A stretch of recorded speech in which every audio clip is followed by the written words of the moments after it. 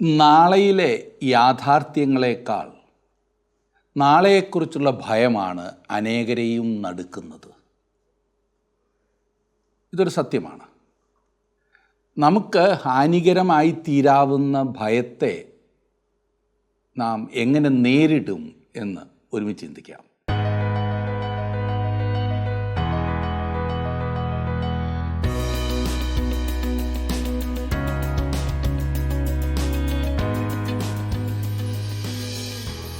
അനേകരുടെയും പ്രശ്നം ഭയമാണ്. ഉള്ളതിനെയും ഇല്ലാത്തതിനെയും എല്ലാം ഭയക്കുന്ന പ്രകൃതം. ഒരു വ്യക്തി ദൈവത്തെ അറിഞ്ഞ് അവനിൽ ആശ്രയിക്കുമ്പോൾ അവനെ തളർത്തിക്കളവാൻ ശക്തമായ ഭയത്തെ അതിജീവിക്കുവാൻ ദൈവം ആ വ്യക്തിയെ സഹായിക്കും. താൻ അഭിമുഖീകരിച്ച ഭയങ്ങളെ മൂന്നായി തിരിച്ച് അവയിൽ നിന്നെല്ലാം എങ്ങനെ രക്ഷപ്പെട്ടു എന്ന് ദാവീദ് പാടുന്നതാണ് 27-ാം സങ്കീർത്തനത്തിൽ നാം കാണുന്നത്. 1, ചുറ്റുപാടുകളെക്കുറിച്ചുള്ള ഭയം. 2, പരാജയത്തെക്കുറിച്ചുള്ള ഭയം. 3, ഭാവിയെക്കുറിച്ചുള്ള ഭയം. ഈ ഭയങ്ങളെയെല്ലാം ദാവീദ് നേരിട്ടത് ഏറെ ധൈര്യത്തോടെ ആയിരുന്നു എന്ന് ദാവീദിൻ്റെ ചരിത്രത്തിൽ നിന്നും നമുക്ക് മനസ്സിലാക്കാൻ സാധിക്കും. ദൈവം അവൻ്റെ എല്ലാം ആയിരുന്നു. ദൈവം വെളിച്ചമായിരുന്നതിനാൽ ദാവീദ് ഇരുട്ടിനെ പേടിച്ചില്ല. ദൈവം ബലമായിരുന്നതിനാൽ ബലഹീനതയെ പേടിച്ചില്ല. ദൈവം രക്ഷയായിരുന്നതിനാൽ പരാജയത്തെ പേടിച്ചില്ല. 27-ാം സങ്കീർത്തനത്തിൽ നിന്നും നമുക്ക് നമ്മുടെ ജീവിതാനുഭവങ്ങളുമായി താരതമ്യപ്പെടുത്തി അതൊന്ന് പഠിക്കാം.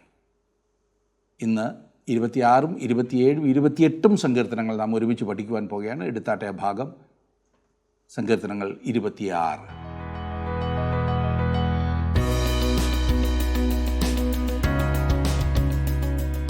വ്യക്തിപരമായ നീതിയുടെ അടിസ്ഥാനത്തിലുള്ള അപേക്ഷയാണ് ഈ 26-ാം സങ്കീർത്തനത്തിലെ വിഷയം. 25-ാം സങ്കീർത്തനത്തിൽ ദാവീദ് തൻ്റെ പാപങ്ങൾ ഏറ്റുപറഞ്ഞു. ദാവീദ് ഒരു വലിയ പാപിയായിരുന്നു. എന്നാൽ ഈ സങ്കീർത്തനത്തിൽ ദാവീദ് തൻ്റെ നീതിയെക്കുറിച്ചാണ് പറയുന്നത്. ദാവീദിന് നീതിയുണ്ടായിരുന്നു. 1 കൊരിന്ത്യർ 1-ാം അധ്യായത്തിൻ്റെ 30-ാം വാക്യത്തിലേക്ക് നാം വരുമ്പോൾ അവിടെ കാണുന്നത്, നിങ്ങളോ അവനാൽ ക്രിസ്തുയേശുവിൽ ഇരിക്കുന്നു. അവൻ നമുക്ക് ദൈവത്തിങ്കൽ നിന്ന് ജ്ഞാനവും നീതിയും ശുദ്ധീകരണവും വീണ്ടെടുപ്പുമായി തീർന്നു. അവൻ എനിക്ക് നീതിയും വീണ്ടെടുപ്പുമായി തീർന്നു. അങ്ങനെ ഞാൻ ക്രിസ്തുയേശുവിൽ പൂർണ്ണനായിരിക്കുന്നു. അവൻ്റെ നാമത്തിൽ പ്രാർത്ഥിക്കുക എന്നതിൻ്റെ അർത്ഥം അതാണ്. നമ്മുടെ അപേക്ഷയോടുകൂടെ അവൻ്റെ പ്രവർത്തനവും അവൻ്റെ കഴിവും അവൻ്റെ ആളത്വവും സമർപ്പിക്കുകയാണ് നാം ചെയ്യേണ്ടത്. അതാണ് അതിൻ്റെ അർത്ഥം. 26-ാം സങ്കീർത്തനം അതിൻ്റെ ആദ്യത്തെ 2 വാക്യങ്ങൾ ഞാനൊന്ന് വായിക്കട്ടെ. യഹോവേ, എനിക്ക് ന്യായം പാലിച്ചു തരണമേ. ഞാൻ എൻ്റെ നിഷ്കളങ്കതയിൽ നടക്കുന്നു. ഞാൻ ഇളകാതെ യഹോവയിൽ ആശ്രയിക്കുന്നു. യഹോവേ, എന്നെ പരീക്ഷിച്ച് ശോധന ചെയ്യണമേ. എൻ്റെ അന്തരംഗവും എൻ്റെ ഹൃദയവും പരിശോധിക്കണമേ. നല്ല പ്രാർത്ഥനയല്ലേ? ദാവീദിൻ്റെ നടപ്പിനെക്കുറിച്ച് പറയുന്ന മനോഹരമായൊരു സങ്കീർത്തനം. ദാവീദ് ഒരു ഭയങ്കര പാപം ചെയ്തു. എന്നാൽ അവൻ പാപത്തിൽ ജീവിതം തുടർന്നു കൊണ്ടുപോയില്ല. ദാവീദിൻ്റെ ജീവിതത്തിൻ്റെ ശേഷിച്ച അവസരങ്ങൾ ദൈവഭക്തിയോടുകൂടിയ ജീവിതത്തിന് ഉദാഹരണമായിരുന്നു. ദാവീദിന് ശേഷം വന്ന രാജാക്കന്മാർക്ക് അവനൊരു മാനദണ്ഡമായി തീർന്നു. തൻ്റെ പിതാവായ ദാവീദിൻ്റെ വഴികളിൽ നടന്നുവോ ഇല്ലയോ എന്നതിൻ്റെ പേരിലാണ് ഓരോ രാജ്യവും ന്യായം വിധിക്കപ്പെട്ടിരുന്നത് എന്ന് നാം കാണുന്നുണ്ട്. ദാവീദ് കാണിച്ച മാതൃക പ്രകാരം അവൻ നടന്നുവെങ്കിൽ, അതെ, തുടർന്നുള്ള രാജാക്കന്മാർ നടന്നിരുന്നുവെങ്കിൽ അങ്ങനെയുള്ളവരെ ഒരു നല്ല രാജാവായി പ്രഖ്യാപിക്കുകയും അംഗീകരിക്കുകയും ചെയ്തിരുന്നു. ഈ 26-ാം സങ്കീർത്തനം നമ്മെ 1-ാം സങ്കീർത്തനമാണ് ഓർമ്മിപ്പിക്കുന്നത്. യഹോവേ, എനിക്ക് ന്യായം പാലിച്ചു തരണമേ. ഞാൻ എൻ്റെ നിഷ്കളങ്കതയിൽ നടക്കുന്നു. ഞാൻ ഇളകാതെ യഹോവയിൽ ആശ്രയിക്കുന്നു. യഹോവയിലുള്ള ദാവീദിൻ്റെ വിശ്വാസം മൂലമാണ് അവൻ ഇളകാതെ, കുലുങ്ങാതെ, വീഴാതെ ഇരുന്നത്. ഇത് വളരെ ശ്രദ്ധേയമായ ഒരു പദപ്രയോഗമാണ്, ഇളകാതെ. പലപ്പോഴും നാം ഇളകിപ്പോകാറുണ്ടല്ലേ? ദാവീദ് വളരെയധികം ശക്തനായിരുന്നത് കൊണ്ടല്ല. താൻ അത്രമാത്രം ശക്തനല്ലെന്ന കാര്യം ദാവീദിന് അറിയാമായിരുന്നു. അവനത് അനുഭവിച്ചതാണ്. ശൗലിൻ്റെ മുൻപിൽ നിന്നും ഓടിയ ഓട്ടം നമുക്കറിയാമല്ലോ. എന്നാൽ താൻ യഹോവയിൽ ആശ്രയം വയ്ക്കുമ്പോൾ യഹോവ തന്നെ നിലനിർത്തുമെന്ന കാര്യം അവനറിയാമായിരുന്നു. 3 മുതലുള്ള വാക്യങ്ങൾ നോക്കിക്കേ. നിന്റെ ദയ എൻ്റെ കണ്ണിന് മുമ്പിൽ ഇരിക്കുന്നു. നിന്റെ സത്യത്തിൽ ഞാൻ നടന്നുമിരിക്കുന്നു. വ്യർത്ഥന്മാരോടുകൂടെ ഞാൻ ഇരുന്നിട്ടില്ല, കപടക്കാരുടെ അടുക്കൽ ഞാൻ ചെന്നിട്ടുമില്ല. ദുഷ്പ്രവൃത്തിക്കാരുടെ സംഘത്തെ ഞാൻ പകച്ചിരിക്കുന്നു, ദുഷ്ടന്മാരോടുകൂടെ ഞാൻ ഇരിക്കുകയുമില്ല. ഇവിടെ ഈ സങ്കീർത്തനത്തിൻ്റെ ഉള്ളടക്കം 1-ാം സങ്കീർത്തനത്തിൻ്റെ ഉള്ളടക്കം പോലെയാകുന്നു എന്ന് ഞാൻ പറഞ്ഞല്ലോ. ദാവീദ് പറയുന്നു, ഞാൻ നിന്റെ സത്യത്തിൽ നടന്നുമിരിക്കുന്നുവെന്ന്. ഇത് വ്യക്തമായ പ്രസ്താവനയാണ്. എന്നാൽ 1-ാം സങ്കീർത്തനം നിഷേധാത്മകമായ ഒരു വശമാണ് ചൂണ്ടിക്കാണിക്കുന്നത്. ദുഷ്ടന്മാരുടെ ആലോചന പ്രകാരം നടക്കാതെയും പാപികളുടെ വഴിയിൽ നിൽക്കാതെയും പരിഹാസികളുടെ ഇരിപ്പിടത്തിൽ ഇരിക്കാതെയും. തുടർന്ന് ദാവീദ് പറയുന്നു, വ്യർത്ഥന്മാരോടുകൂടെ ഞാൻ ഇരുന്നിട്ടില്ല എന്ന്, കപടന്മാരുടെ അടുക്കൽ ഞാൻ ചെന്നിട്ടുമില്ല എന്ന്. അതെ, തെറ്റായ ആളുകളോടുകൂടെ ദാവീദ് ഇരുന്നിട്ടില്ല. 7-ാം വാക്യം നോക്കിക്കാട്ടെ. ഞാൻ കുറ്റമില്ലായ്മയിൽ എൻ്റെ കൈകളെ കഴുകുന്നു. യഹോവേ, ഞാൻ നിൻ്റെ യാഗപീഠത്തെ വലം വെക്കുന്നു. ഒരു മനുഷ്യൻ്റെ വിശ്വാസത്തിന് നല്ല ഒരു ജീവിതത്തിൻ്റെ പിൻബലമുണ്ടായിരിക്കണം. വീണ്ടും പറയട്ടെ, ഒരു മനുഷ്യൻ്റെ വിശ്വാസത്തിന് നല്ല ഒരു ജീവിതത്തിൻ്റെ പിൻബലമുണ്ടായിരിക്കണം. ഈ വിധത്തിൽ ഈ സങ്കീർത്തനം എത്ര പ്രധാനപ്പെട്ട ഒരു സങ്കീർത്തനമാകുന്നു എന്ന് നോക്കിക്കേ. ദൈവത്തിന് പ്രസാദകരമായ ജീവിതത്തെക്കുറിച്ച് ഉറപ്പിച്ച് പറയുന്ന ഭാഗമാണിത്.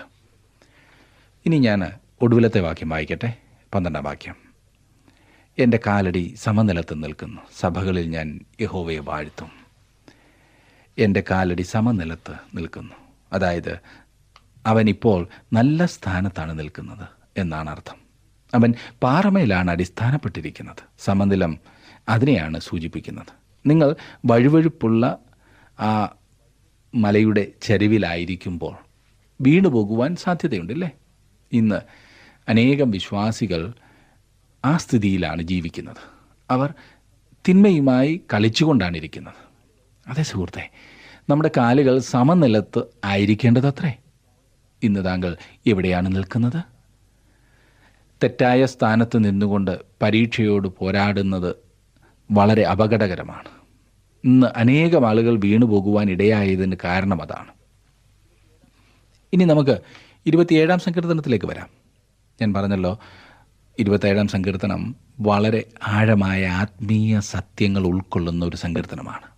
അതുപോലെ തന്നെ അനേകർക്കും, എന്നെ ശ്രദ്ധിക്കുന്ന നിങ്ങൾക്കൊക്കെ ഇത് സുപരിചിതമായ ഒരു സങ്കീർത്തനവുമാണ്. 1-ാം വാക്യം വായിക്കുമ്പോൾ തന്നെ ഈ കാര്യം നിങ്ങൾ അംഗീകരിക്കുമെന്ന കാര്യത്തിൽ സംശയമില്ല. ഈ സങ്കീർത്തനത്തെ പ്രധാനമായി 2 ഭാഗമായി തിരിക്കാം. ആദ്യത്തെ 6 വാക്യങ്ങളിൽ തൻ്റെ ജനത്തിൻ്റെ പ്രോത്സാഹനത്തിനും ഉറപ്പിനുമായി ദൈവം നൽകുന്നതിനെക്കുറിച്ച് പറഞ്ഞിരിക്കുകയാണ്. തുടർന്ന് സഹായത്തിനും കരുതലിനും വേണ്ടിയുള്ള ഒരു പ്രാർത്ഥനയാണ് അടങ്ങിയിരിക്കുന്നത്. ഇത് ദാവീദിൻ്റെ ഒരു പ്രാർത്ഥനാ സങ്കീർത്തനമാണ് 27-ാം സങ്കീർത്തനം. പ്രാർത്ഥനയ്ക്കുള്ള അടിസ്ഥാനം നമുക്ക് നോക്കാം. 1-ാം വാക്യം.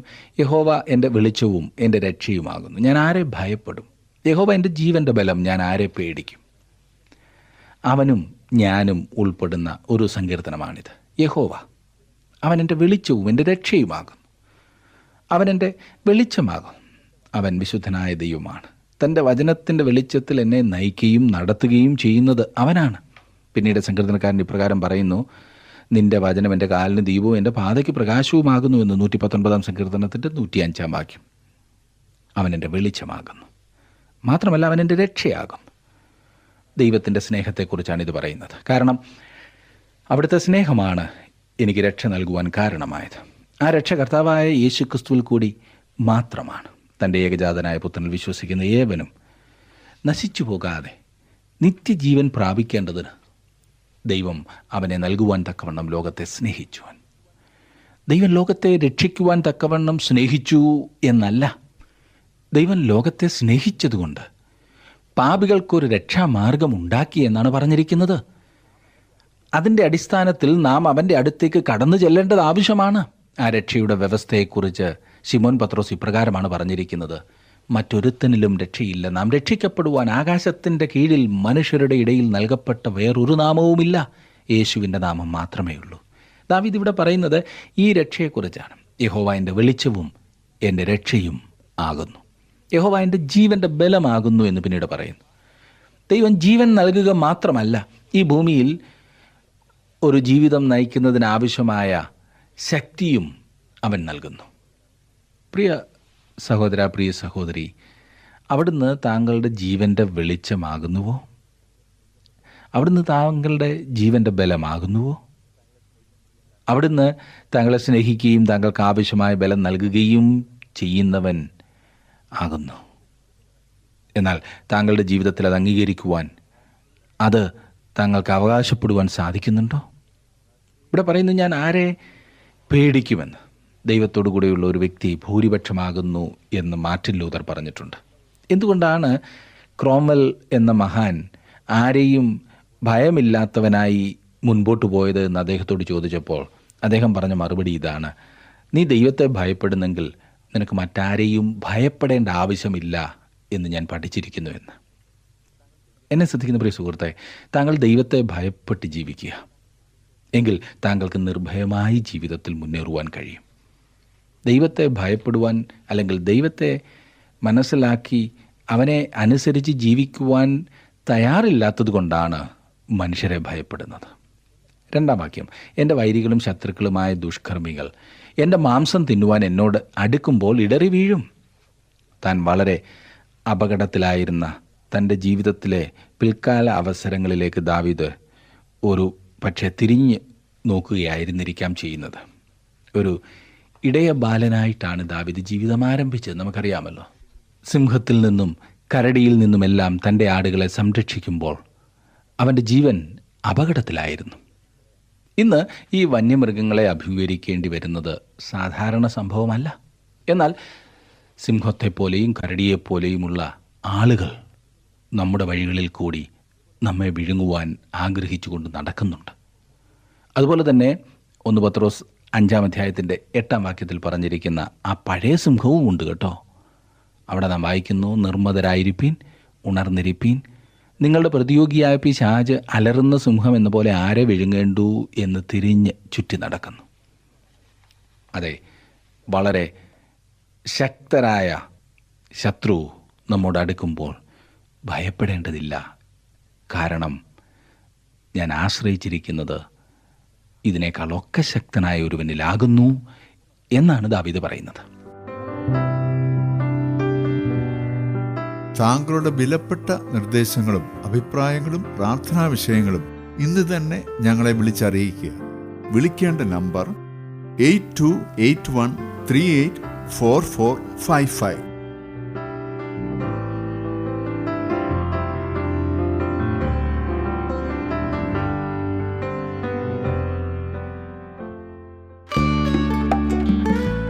ഇന്നത്തെ പ്രോഗ്രാം താങ്കൾക്ക് ഇഷ്ടപ്പെട്ടുവോ? എങ്കിൽ ഉടൻ തന്നെ ഞങ്ങൾക്കൊരു മിസ് കോൾ തരിക. അടുത്ത വിജയി ഒരുപക്ഷെ താങ്കളായിരിക്കാം.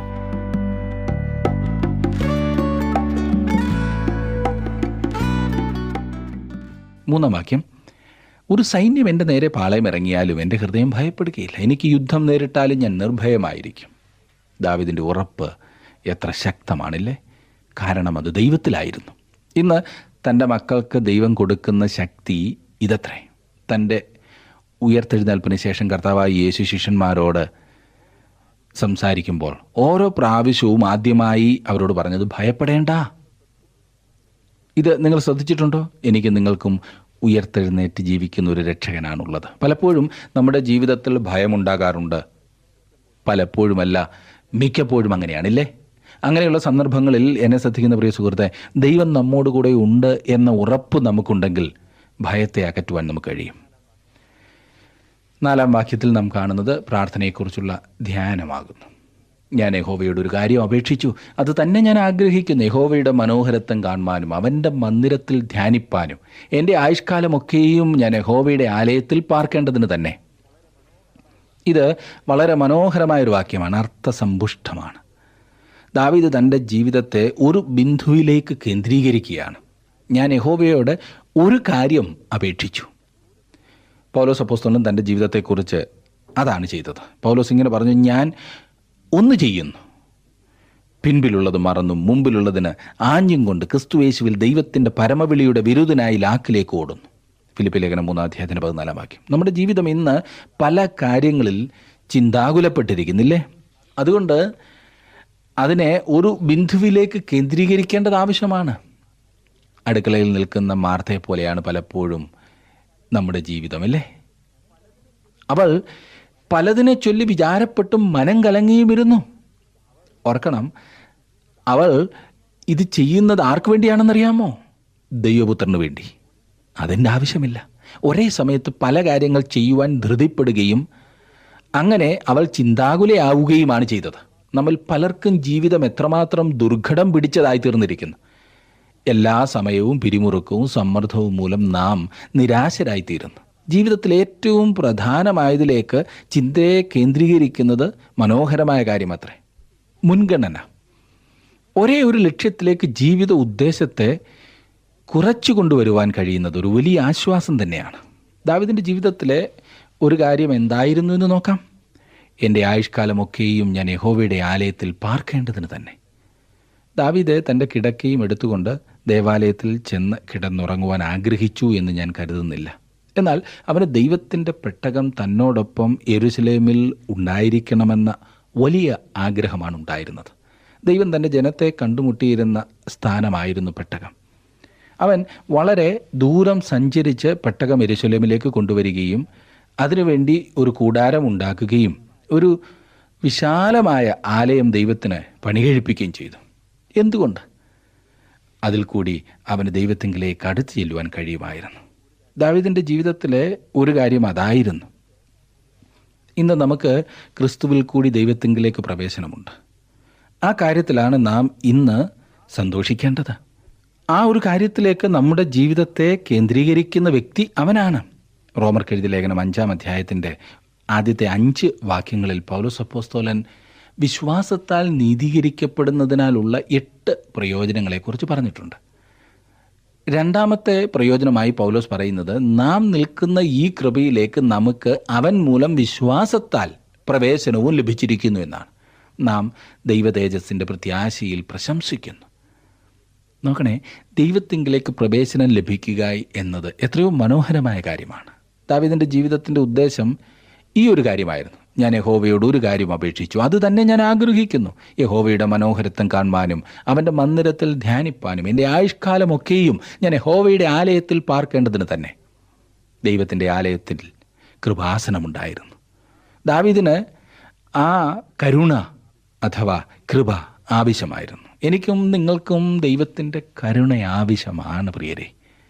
ദേവാലയത്തിൽ ഒരു യാഗപീഠം ഉണ്ടായിരുന്നു. അത് ക്രിസ്തുവിൻ്റെ ക്രൂശിനെ കുറിക്കുന്നു. അതാണ് ദാവീദിന് ദൈവസന്നിധിയിലേക്കുള്ള പ്രവേശനം സാധ്യമാക്കിയത്. ഇന്ന് യേശുക്രിസ്തുവിൽ കൂടി എനിക്കും നിങ്ങൾക്കും ദൈവത്തെ സമീപിക്കുവാൻ കഴിയും. ഈ മഹത്വകരമായ കൃപയിലേക്ക് നമുക്ക് പ്രവേശനമുണ്ട്. ദൈവസന്നിധിയിൽ പ്രവേശനം നമുക്ക് ലഭിച്ചതിന് നാം ഒരിക്കലും കാരണക്കാരല്ല. അങ്ങനെ നമുക്ക് കൃപയാൽ ലഭിച്ചിരിക്കുന്നു എന്നത് എത്ര വലിയ പദവിയാകുന്നു എന്ന് നാം ഓർക്കണം. 27-ാം സങ്കീർത്തനം ദൈവമക്കൾക്ക് അനുഗ്രഹ കാരണമാകുന്നു എന്നതിൽ അതിശയിപ്പാനൊന്നുമില്ലല്ലേ. 5-ാം വാക്യം നമുക്ക് നോക്കാം. അനർത്ഥ ദിവസത്തിൽ അവൻ തൻ്റെ കൂടാരത്തിൽ എന്നെ ഒളിപ്പിക്കും, തിരുനിവാസത്തിൻ്റെ മറവിൽ എന്നെ മറയ്ക്കും, പാറമേൽ എന്നെ ഉയർത്തും. സമാഗമന കൂടാരത്തിൻ്റെ ആ രഹസ്യ സ്ഥലം എവിടെയായിരുന്നു? അത് അതിവിശുദ്ധ സ്ഥലത്തിനുള്ളിലായിരുന്നു. മഹാപുരോഹിതനല്ലാതെ ആർക്കും അവിടെ കടന്നു ചെല്ലുവാൻ കഴിയുമായിരുന്നില്ല. അവിടെ എന്താണ് ഉണ്ടായിരുന്നതെന്ന് നിങ്ങൾക്കറിയാമോ? അവിടെ നിയമത്തിൻ്റെ പെട്ടകമാണ് ഉണ്ടായിരുന്നത്. സ്വർണം കൊണ്ട് പൊതിഞ്ഞ ഒരു പെട്ടി. എന്നാൽ പെട്ടകത്തിന് മുകളിൽ കൃപാസനം എന്ന് ദൈവം പ്രത്യേകം നാമകരണം ചെയ്ത മൂടിയുണ്ടായിരുന്നു. അതിൻ്റെ മേൽ രക്തം തളിക്കുമായിരുന്നു. കർത്താവായ യേശുക്രിസ്തു തൻ്റെ രക്തം ചൊരിഞ്ഞതിനാൽ ഇന്ന് നമുക്ക് കടന്നു ചെല്ലുവാൻ ഒരു കൃപാസനമുണ്ട്. അവിടെയാണ് അവൻ നമ്മെ ഒളിപ്പിക്കുന്നത്. അതെ, നമുക്കൊരു രഹസ്യ സ്ഥലമുണ്ട്. 6-ാം വാക്യത്തിൽ നാം കാണുന്നത്, ഇപ്പോൾ എൻ്റെ ചുറ്റുമുള്ള ശത്രുക്കളുടെ മേൽ എൻ്റെ തല ഉയരും, ഞാൻ അവൻ്റെ കൂടാരത്തിൽ ജയഘോഷയാഗങ്ങളെ അർപ്പിക്കും, ഞാൻ യഹോവയ്ക്ക് പാടി കീർത്തനം ചെയ്യും. അവൻ നമുക്ക് വേണ്ടി എന്തു ചെയ്തു എന്ന് നാം മനസ്സിലാക്കുമ്പോൾ നമ്മുടെ ഹൃദയത്തിൽ പാട്ടുപാടുവാനുള്ള താല്പര്യം ഉടലെടുക്കും. അത് പ്രാർത്ഥനയിലേക്ക് നമ്മെ നയിക്കും.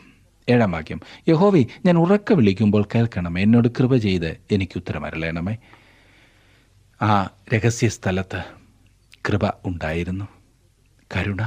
നമുക്ക് ദൈവത്തിൻ്റെ കൃപ ലഭിക്കുന്ന ഒരു രഹസ്യ സ്ഥലം ദൈവം നമുക്കായിട്ട് ഇന്നൊരുക്കിയിട്ടുണ്ട്. 8-ാം വാക്യം, എൻ്റെ മുഖം അന്വേഷിപ്പീൻ എന്ന് നിങ്ങളിൽ നിന്ന് കൽപ്പന വന്നു എന്ന് എൻ്റെ ഹൃദയം പറയുന്നു. യഹോവേ, ഞാൻ നിൻ്റെ മുഖം അന്വേഷിക്കുന്നു. എൻ്റെ മുഖം അന്വേഷിപ്പീൻ എന്ന് ദൈവം പറഞ്ഞപ്പോൾ ദാവീദ് പറഞ്ഞു, ഞാൻ നേരത്തെ തന്നെ പ്രതികരിച്ചിരിക്കുന്നു. യഹോവേ, ഞാൻ നിൻ്റെ മുഖം അന്വേഷിക്കുന്നു എന്നെൻ്റെ ഹൃദയം പറയുന്നു. പ്രിയ സുഹൃത്തെ, ദൈവത്തിന് താങ്കളെക്കുറിച്ച് വളരെയേറെ താല്പര്യമുണ്ട്. താങ്കളത് മനസ്സിലാക്കി പ്രതികരിക്കുന്നുണ്ടോ? നമുക്ക് ദൈവത്തോടുള്ള ബന്ധം സ്നേഹത്തിൽ നിന്നും ഉടലെടുക്കുന്നതായിരിക്കണം. സ്നേഹം പ്രകടിപ്പിക്കാത്ത ഒരു വ്യക്തിയുടെ കൂടെ ജീവിക്കുക എന്ന് പറഞ്ഞാൽ ഭയങ്കരമാണല്ലേ? വിവാഹത്താൽ ഭാര്യാഭർത്താക്കന്മാർ പരസ്പരം സ്നേഹത്തിൽ ബന്ധപ്പെട്ടിരിക്കുന്നത് പോലെ അങ്ങനെയുള്ള ഒരു സ്നേഹബന്ധം, ഞാൻ നിന്നെ സ്നേഹിക്കുന്നു എന്ന് ദൈവം പറഞ്ഞപ്പോൾ ദാവീദും ദൈവത്തോട് ഞാൻ നിന്നെ സ്നേഹിക്കുന്നു എന്ന് പറഞ്ഞു. എനിക്ക് നിന്നോട് കൂട്ടായ്മ ആവശ്യമാണ് എന്ന് ദൈവം ദാവീദിനോട് പറഞ്ഞപ്പോൾ ദാവീദും ദൈവത്തോട് എനിക്ക് നിന്നോട് കൂട്ടായ്മ ആവശ്യമാണ് എന്ന് പറഞ്ഞു. 9-ാം വാക്യത്തിൽ നാം കാണുന്നു, നിന്റെ മുഖം എനിക്ക് മറയ്ക്കരുതേ, അടിയനെ കോപത്തോടെ നീക്കിക്കളയരുതേ. നീ എനിക്ക് തുണയായിരിക്കുന്നു, എൻ്റെ രക്ഷയുടെ ദൈവമേ, എന്നെ തള്ളിക്കളയരുതേ, ഉപേക്ഷിക്കുകയും അരുതേ. ദാവീദ് പാപം ചെയ്തപ്പോൾ ദൈവം തന്നിൽ നിന്ന് മുഖം മറച്ചു കളക എന്നാൽ എന്താണെന്ന് ദാവീദ് മനസ്സിലാക്കിയതായിരുന്നു. അവന് ദൈവവുമായുള്ള കൂട്ടായ്മ നഷ്ടപ്പെട്ടു. അവന് തൻ്റെ സന്തോഷം നഷ്ടമായി. എന്നാൽ രക്ഷയുടെ സന്തോഷം എനിക്ക് തിരികെ തരയണമേ എന്ന് അവൻ ദൈവത്തോട് പ്രാർത്ഥിച്ചു. 10-ാം വാക്യം, എൻ്റെ അപ്പനും അമ്മയും എന്നെ ഉപേക്ഷിച്ചിരിക്കുന്നു, എങ്കിലും യഹോവ എന്നെ ചേർത്തുകൊള്ളും. ഈ വാക്യം അനേകർ തെറ്റിദ്ധരിച്ചിട്ടുള്ളൊരു വാക്യമാണ്. അതിനുള്ള കാരണം ദാവീദിൻ്റെ അപ്പനും അമ്മയും അവനെ ഉപേക്ഷിച്ചില്ല എന്നതാണ്. എന്നാൽ ദാവീദ് അതാണ് ഇവിടെ പറയുന്നത് എന്ന് ഞാൻ കരുതുന്നില്ല. എൻ്റെ അപ്പനും അമ്മയും എന്നെ ഉപേക്ഷിച്ചാലും അപ്പോഴും യഹോവ എന്നെ ചേർത്തുകൊള്ളും എന്ന അർത്ഥത്തിലാണ് ദാവീദ് ഇത് എഴുതിയിരിക്കുന്നത്. നിങ്ങളുടെ അപ്പനും അമ്മയും നിങ്ങളെ ഉപേക്ഷിച്ചെന്നിരിക്കുകയില്ല. എന്നാൽ അവർ അപ്രകാരം ചെയ്താലും ദൈവം താങ്കളെ സ്വീകരിക്കും എന്നാണ് അർത്ഥം.